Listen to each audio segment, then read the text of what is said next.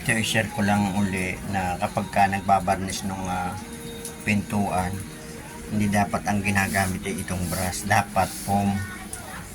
Kapag ka naglalagay ng wood varnish sa pintuan, kagaya nito.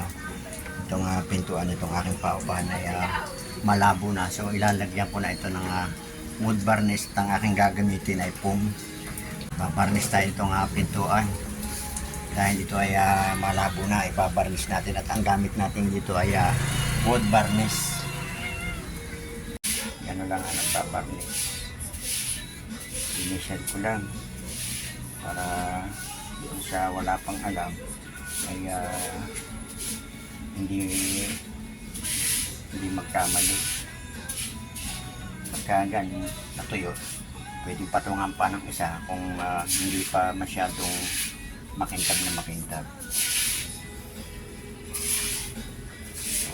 Dagdag kaalaman lalo doon sa mag-uumpisa pa lamang maglagay ng wood varnish sa kanilang pintuan, dapat ang ginagamit itong foam.